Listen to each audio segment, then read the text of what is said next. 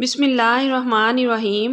میری جٹھانی روز رات کو سسر کا مساج کرنے چلی جاتی اور میں باہر سے سنتی تو جٹھانی کی سسکیوں کی آواز آ رہی ہوتی۔ ایک دن جٹھانی سے پوچھا تو اس کا رنگ پھیکا پڑ گیا۔ کہنے لگی، تم یہ بات کسی کو نہ بتانا اور آج رات میری جگہ تم مساج کرنے جانا۔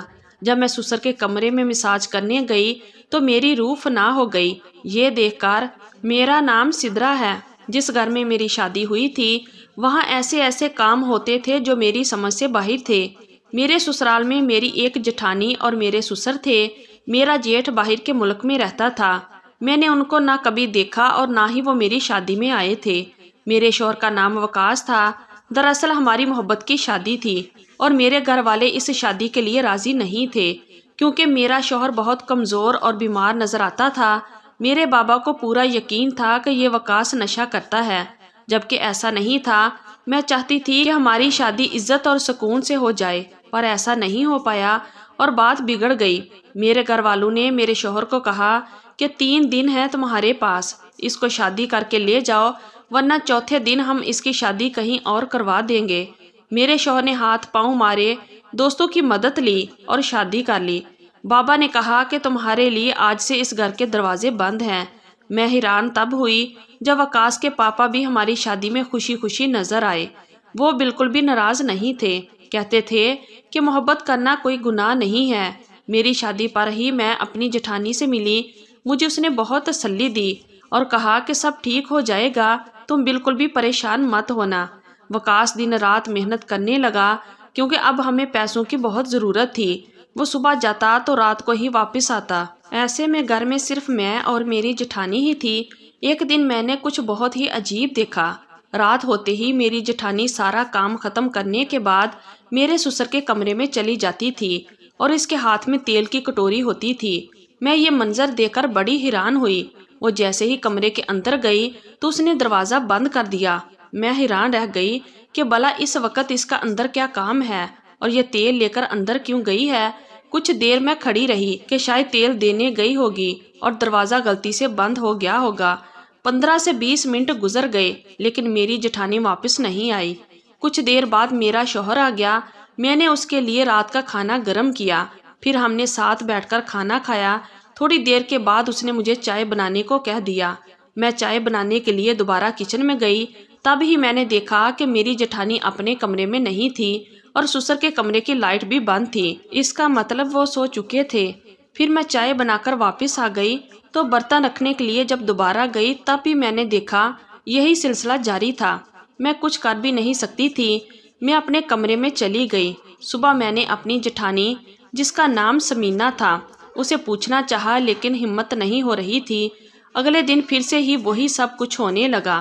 وہ پھر رات ہوتے ہی سارے کام ختم کرنے کے بعد جب اس کو لگا کہ اب سارے گھر والے سو گئے ہیں تو وہ تیل لے کر سسر کے کمرے میں چلی گئی۔ میں دیر تک جاگتی تھی کیونکہ وقاص دیر سے ہی گھر آتے تھے۔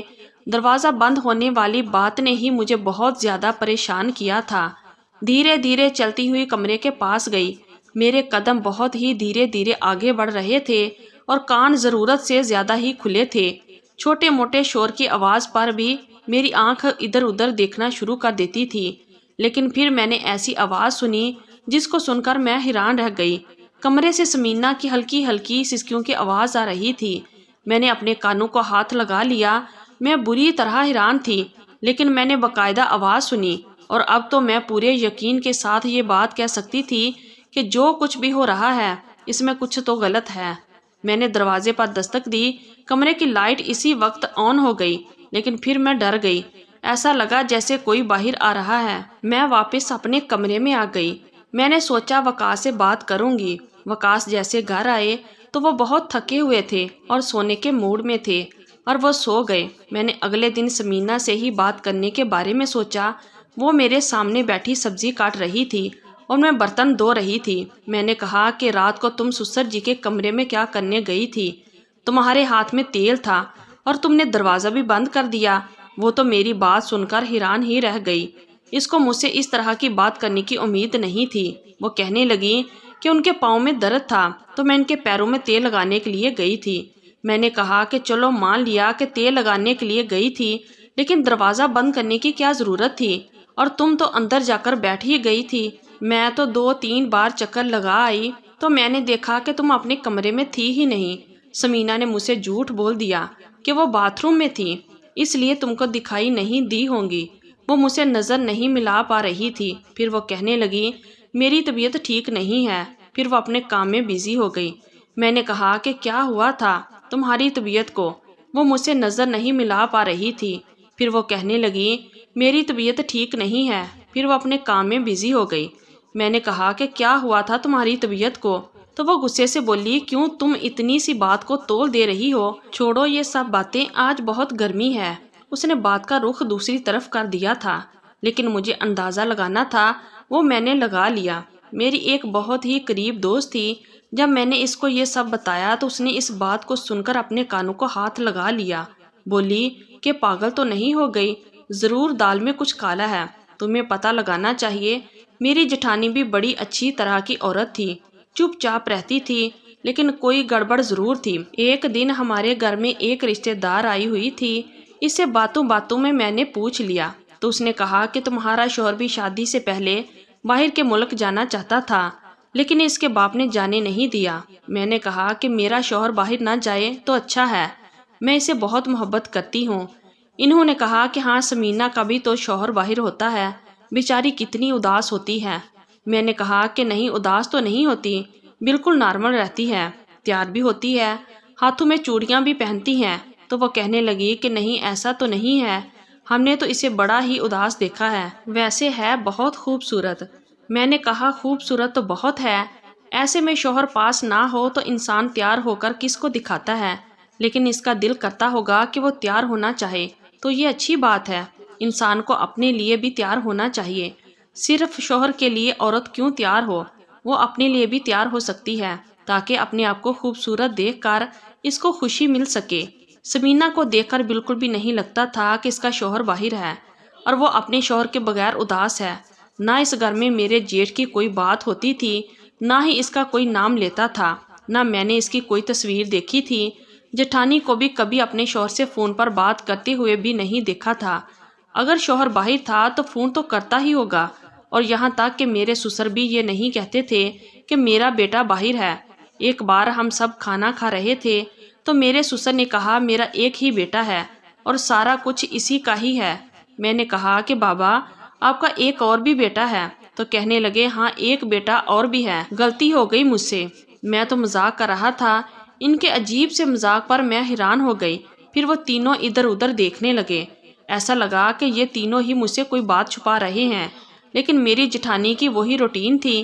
میں نے پھر اسے سوال کیا تو وہ کہنے لگی بابا جی کی ٹانگوں میں درد ہوتا ہے، جب تک ان کی ٹانگیں نہ دباؤ ان کو نیند نہیں آتی۔ لیکن میں یہ سوچ رہی تھی کہ جب وہ سو جاتے ہیں تو یہ واپس کیوں نہیں آتی، کمرے کے اندر ہی کیوں رہتی ہے، کیا ساری رات ٹانگ ہی دباتی رہتی ہے؟ نہ جانے کتنے سوال میرے دماغ میں ویسے ہی گھومتے جا رہے تھے، ایسی ایسی باتیں دماغ میں آ رہی تھی جو میں سوچنا بھی نہیں چاہتی تھی۔ اس دن تو کچھ ایسا ہوا کہ میں حیران ہی رہ گئی۔ اس دن میں اپنی جٹھانی کے کمرے میں بنا نو کیے اندر چلی گئی۔ وہ مجھے دیکھ کر بری طرح چونک گئی، لیکن اس سے زیادہ تو میں چونک گئی۔ میں نے کہا کہ آپ تو ماں بننے والی ہیں اور آپ نے مجھے بتایا ہی نہیں۔ وہ پہلے تو بہت گھبرا گئی، پھر خود کو سنبھال کر بولی ہمارے خاندان میں یہ سب نہیں بتایا جاتا، جب تک 6 مہینے نہیں ہو جاتے تب تک کسی کو بھی یہ بات نہیں بتائی جاتی، کہتے ہیں کہ نظر لگ جاتی ہے، اس لیے نہیں بتایا۔ مجھے بہت زیادہ حیرت ہو رہی تھی، سمینا کا پیٹ دیکھ کر لگ رہا تھا جیسے 6واں 7واں مہینہ ہو، اور مجھے پتہ بھی نہیں چلا کیونکہ میری جٹھانی بہت کھلے کپڑے پہنا کرتی تھی، پر اب اس کو دیکھ کر لگتا تھا کہ اس کا 7واں مہینہ چل رہا ہے، جس کا مطلب کہ 7 مہینے پہلے میرے جیٹھ آئے تھے، لیکن پھر بھی کوئی اس گھر میں اس کا نام نہیں لیتا تھا۔ کیا ان کے ساتھ کسی کی کوئی دشمنی تھی یا ان کو پسند نہیں کرتے تھے؟ اس گھر میں رہتے ہوئے مجھے بھی 3 مہینے ہونے والے تھے۔ پھر میں نے سوچا کہ ایک تو میری جٹھانی کی یہ حالت ہے، اوپر سے میرے سسر اس کو اپنے پیر دبانے کے لیے بلا لیتے ہیں، اپنے پیروں پر مساج کرواتے ہیں۔ ان کو اس کا احساس کرنا چاہیے، ایسے میں تو عورت کو آرام کی ضرورت ہوتی ہے۔ ایک دن ہم سب کھانا کھا رہے تھے تو میں نے اپنی جٹھانی سے کہا کہ میں نے آپ کے لیے بریانی بنائی ہے، ایسی حالت میں تو آپ کا بریانی کھانے کو دل کرتا ہوگا۔ میری بات سن کر جٹھانی جی کے گلے میں جو کھانا تھا وہ اس کے حلق میں اٹک گیا اور سسر نے بھی اس کو حیران ہو کر دیکھا۔ وہ سب کے سامنے کہنے لگی، سدرا یہ تم کیا کہہ رہی ہو؟ حالت سے تمہارا کیا مطلب ہے؟ میں نے کہا آپ پیٹ سے ہیں نا، اس لیے کہہ رہی تھی۔ تمہیں کیا ہو گیا ہے؟ تمہیں کس نے کہہ دیا کہ میں پیٹ سے ہوں، جبکہ میرے شوہر مجھ سے ملنے کے لیے نہیں آئے ہیں؟ میرے قدموں سے زمین نکل گئی کہ کیسے میری جٹھانی سفید جھوٹ بول رہی تھی۔ میرے سسر کے چہرے کا رنگ پھیکا پڑ گیا تھا۔ پھر وہ کہنے لگے، سدرا تمہیں غلط فہمی ہو گئی ہے، ہمارے گھر میں ابھی کوئی خوشخبری نہیں ہے، یہ خوشخبری تو ہمیں تمہاری ہی طرف سے ملے گی۔ میں حیرانی سے سب لوگوں کا منہ دیکھ رہی تھی۔ مجھے پورا یقین تھا کہ سمینہ پیٹ سے ہے۔ میں نے خود اپنی آنکھوں سے دیکھا تھا۔ اس کی عمر زیادہ نہیں تھی، یہی کوئی 28-30 سال کی عمر ہی ہو گئی۔ دیکھنے میں بھی ٹھیک ٹھاک ہی تھی، لیکن بس ہمیشہ خاموش اور اداس رہتی تھی۔ میرے سسر بولے، سمینہ تمہیں اپنی امی کے گھر جانا تھا نا، تو چلو تیار ہو جاؤ، تمہیں وہاں چھوڑ دوں۔ میرے جیٹھ تو گھر پر ہوتے نہیں تھے، اس لیے سمینہ بھابھی کو کہیں جانا ہوتا تو میرے سسر ہی لے جاتے تھے۔ میرے سسر کی بات سن کر مجھے احساس ہوا جیسے میری جٹھانی ڈر گئی ہو، میری طرف ڈری ہوئی نظروں سے دیکھنے لگی۔ میں سمجھ گئی تھی ضرور کچھ نہ کچھ گڑبڑ ہے، اور میں نے دل میں پکا ارادہ کر لیا کہ میں یہ راز جان کر ہی رہوں گی۔ آخر چل کیا رہا ہے؟ میرے سسر سمینہ کو لے کر چلے گئے۔ وقاص بھی اپنا ناشتہ ختم کر کے آفس کے لیے نکل گئے۔ میں گھر میں اکیلی رہ گئی تھی، اس لیے بور بھی بہت ہو رہی تھی۔ ہمارے گھر میں کوئی بھی نہیں آتا تھا۔ ہمارا گھر بھی ایسی جگہ پر بنا ہوا تھا جہاں پر بہت کم آوازیں آتی تھی۔ شام کو جب سمینہ گھر آئی تو میں اسے دیکھ کر حیران ہو گئی۔ اس کی آنکھیں دیکھ کر لگ رہا تھا کہ جیسے وہ بہت روئی ہے۔ اس کی گال پر ایک چوٹ کا نشان بھی تھا۔ میں نے پوچھا تو کہنے لگی، میں رکشے سے گر گئی تھی اس لیے چوٹ آئی ہے، لیکن اس کے چہرے سے یہ پتہ لگ رہا تھا کہ وہ جھوٹ بول رہی ہے، وہ مجھ سے نظریں چرا رہی تھی۔ میں نے بھی زیادہ سوال جواب نہیں کیے۔ میں نے کہا، اب کمرے میں جا کر آرام کرو، باقی سارا کام میں دیکھ لوں گی۔ میں نے سمینہ کو ہلدی والا دودھ دیا اور اسے کمرے میں بھیج دیا۔ آج میں نے یہ پکا ارادہ کر لیا تھا کہ میں سچائی جان کر ہی رہوں گی۔ سمینہ جب اپنے کمرے میں چلی گئی اور تھوڑی دیر بعد مجھے یقین ہو گیا کہ وہ سو چکی ہیں، تو میں نے باہر سے دروازہ بند کر دیا۔ آج اس کی جگہ میں تیل کی کٹوری لے کر اپنے سسر کے کمرے میں جانے والی تھی۔ اس کے علاوہ میرے پاس اور کوئی چارہ نہیں تھا سچ جاننے کا، اور مجھے ڈر بھی لگ رہا تھا کہ کہیں کچھ غلط نہ ہو جائے۔ لیکن اب جب میں نے سوچ لیا تھا تو میں پیچھے ہٹنے والی نہیں تھی۔ میں نے پہلے جٹھانی کے کپڑے پہنے، ہاتھ میں تیل کی کٹوری لی اور اپنے سسر کے کمرے کی طرف چل دی۔ دھڑکتے دل کے ساتھ میں نے دروازہ کھولا۔ کمرے میں ہلکی روشنی تھی، نائٹ بلب جل رہا تھا۔ کمرے میں جانے کے بعد میں نے دروازہ بند کرنے کا ناٹک کیا تھا، کیونکہ سمینہ بھی اندر جانے کے بعد دروازہ بند کر لیتی تھی۔ حالانکہ دروازہ میں نے ہلکا سا کھلا چھوڑ دیا تھا۔ میں دھیرے دھیرے چلتے ہوئے اپنے سسر کے بیڈ کے پاس آ گئی۔ میں ابھی بیڈ کے پاس آئی تھی کہ میرے سسر نے میرا ہاتھ پکڑ لیا۔ اتنے زور سے میرا ہاتھ پکڑا کہ میری آواز نکل گئی، لیکن میں نے خود کو روکا رکھا۔ اگر ابھی میں چیخنے لگ جاتی تو یہ سچائی میرے سامنے نہ آتی۔ میرے سسر میرا ہاتھ مروڑ کر بولے، سمینہ خبردار، جو تم نے اپنے منہ سے کچھ بھی کہا، اگر اس گھر میں رہنا چاہتی ہو تو اپنا منہ بند کر کے رکھو۔ کسی کو بھی پتہ نہیں چلنا چاہیے کہ تم میری بیوی ہو۔ اگر کسی کو بھی پتہ چلا کہ تم میری بیوی ہے اور تمہارے پیٹ میں پلنے والا بچہ میرا ہے، تو دوپہر کو جو تمہارا حال کیا تھا اس سے بھی زیادہ برا حال کروں گا۔ یہ کہہ کر میرے سسر نے مجھے زور سے بیڈ پر گرا دیا۔ مجھے تو کچھ بھی سمجھ نہیں آ رہا تھا۔ میرے جسم میں تو کاٹو تو خون نہیں تھا۔ میرے سسر بہت ہی سکون سے پانی پی رہے تھے تو میں تیزی سے کمرے سے نکل گئی تھی۔ پیچھے سے میرے سسر چلاتے رہ گئے تھے۔ میں بھاگتے ہوئے سیدھا اپنے کمرے میں آئی تھی۔ وقاص سو رہے تھے۔ میں وقاص کے سونے کے بعد ہی اپنے سسر کے کمرے میں گئی تھی۔ اپنے سسر کا یہ روپ دیکھ کر تو میں کانپ گئی تھی۔ اوپر سے اتنا شریف دیکھنے والا انسان اندر سے کتنا گرا ہوا تھا۔ گھر میں جو کچھ بھی ہو رہا تھا بہت غلط ہو رہا تھا۔ مطلب جسے میں اپنی جٹھانی سمجھ رہی تھی وہ تو میری ساس تھی۔ دونوں کی عمر میں بہت زیادہ فرق تھا، لیکن جو کچھ بھی سمینہ کے ساتھ ظلم ہو رہا تھا میں اپنی آنکھوں سے نہیں دیکھ سکتی تھی۔ آج دودھ کا دودھ اور پانی کا پانی ہو جانا چاہیے، میں نے اپنے دل میں سوچا اور وقاص کو جھنجھوڑتے ہوئے اٹھایا۔ वकास उठकर बैठे और हैरत से मेरी तरफ देखने लगे। क्या हुआ सिद्रा, तुम इतनी परेशान क्यों हो? मैं कुछ नहीं बोली, बस मैंने वकास का हाथ पकड़ा और अपनी सास के कमरे में आ गई। मेरी सास समीना अभी भी सो रही थी। शायद दोपहर का जुल्म का असर था जो उनकी आंखें नहीं खुली थी। मैंने अपनी सास को उठाया और उनका हाथ पकड़कर अपने ससुर के कमरे में ले आई। वकास और मेरी सास मुझे हैरत से देख रहे थे। दोनों को कुछ भी समझ नहीं आ रहा था कि मैं ये सब क्यों कर रही हूँ। ससुर के कमरे में पहुंचकर मैंने लाइट्स ऑन कर दी। हम तीनों को कमरे में देखकर मेरे ससुर हक्का बक्का रह गए। फिर खुद को संभालते हुए बोले, क्या बात है, तुम तीनों मेरे कमरे में अचानक कैसे? वकास और मेरी सास मेरा मुंह देखने लगे क्योंकि इन्हें तो कुछ पता ही नहीं था। फिर मैंने गुस्से से कहा, पापा जी आप ड्रामा करना बंद कीजिए। आपकी हकीकत मुझे पता चल चुकी है। मैं तो आपको बहुत ही अच्छा इंसान समझती थी, लेकिन आप इतने गिरे हुए इंसान होंगे मैं नहीं जानती थी। मेरी बात सुनकर ससुर हड़बड़ा गए। कहने लगे, बेटा ये कैसी बातें कर रही हो? आखिर तुम्हें हुआ क्या है? मैंने क्या कर दिया? मैंने अपनी सास को आगे कर दिया। मैंने कहा, बताइए क्या रिश्ता है इनसे आपका? मेरे ससुर थूक निगलते हुए बोले, ये तुम्हारी। अपने ससुर की बात को बीच में काटते हुए मैं बोली, ये मेरी सास है। मेरी बात सुनकर वकास, मेरी सास और मेरे ससुर के चेहरे पर हवाइयाँ उड़ने लगी।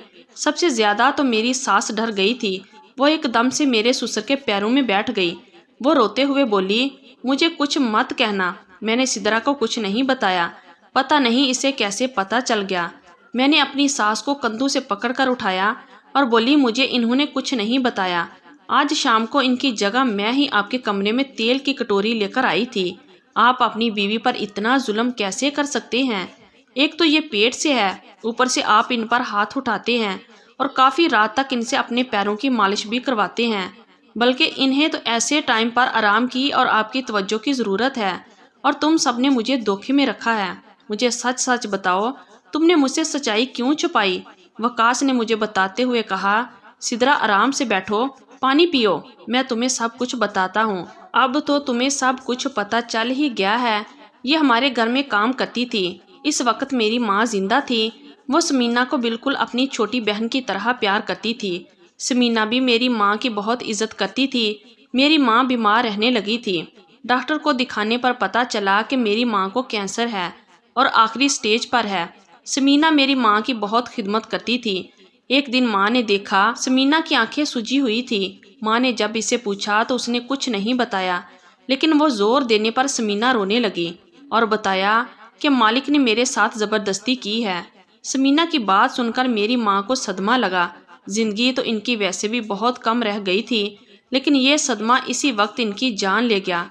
लेकिन मरने से पहले मेरी माँ ने पापा को बुलाया था और कहा था कि मेरे मरने के बाद भी मैं तुम्हें माफ़ नहीं करूँगी। पापा बहुत रोए थे, गिड़गिड़ाए थे और अपनी गलती की माफ़ी मांगी थी, लेकिन माँ इन्हें माफ़ नहीं कर रही थी।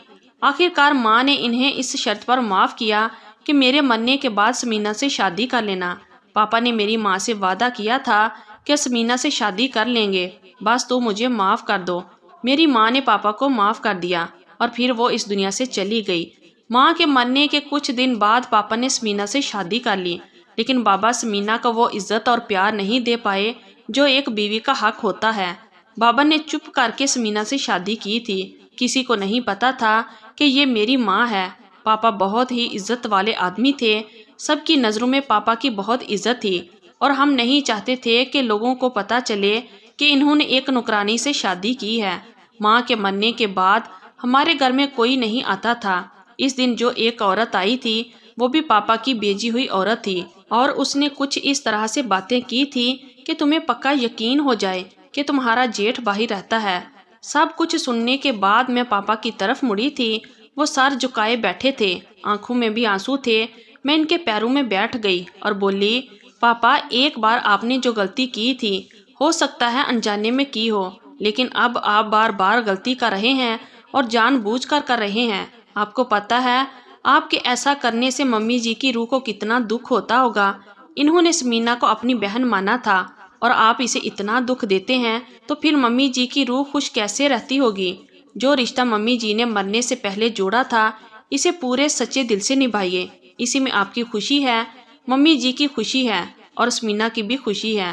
اب تو آپ کے گھر ایک نیا مہمان آنے والا ہے، کل وہ جب دنیا میں آئے گا تو کسے اپنا باپ کہے گا؟ کم سے کم اس ننھے مہمان کی خاطر سمینا کو سچے دل سے اپنا لیجئے۔ دنیا کی پرواہ کرنا چھوڑ دیں کہ دنیا کیا کہے گی۔ بابا جی نے میری طرف دیکھا، ان کی آنکھوں میں آنسو تھے۔ سدرا، آج تم نے میری آنکھیں کھول دی۔ میں ڈر میں جی رہا تھا کہ جب لوگوں کو پتہ چلے گا کہ میں نے ایک نوکرانی سے شادی کی ہے تو میری عزت کا کیا ہوگا، لیکن وعدے کو تو نبھایا، لیکن سچے دل سے نہیں۔ تو پھر میں نے یہ کیسے سوچ لیا کہ میری بیوی مجھے معاف کر دے گی۔ بہت بہت شکریہ بیٹا، آج جو تم نے مجھے یہ روشنی دکھائی۔ پھر انہوں نے سمینا کا ہاتھ پکڑا، اسے بیڈ پر بٹھایا اور اس کے پیروں میں بیٹھ کر اسے معافی مانگنے لگے۔ سمینا، مجھے معاف کر دو، میں تمہارا گناہ گار ہوں۔ میں نے آج تک تمہیں نہ جانے کتنی تکلیفیں دی ہیں، لیکن تم نے اپنے منہ سے اف تک نہیں کیا۔ پلیز مجھے معاف کر دو۔ سمینا ایک دم کھڑی ہوئی اور میرے سسر کے ہاتھ پکڑ لیے اور روتے ہوئے بولی، ایسا نہ کہیں، آپ تو میرے شوہر ہیں، مجھ سے معافی نہ مانگے۔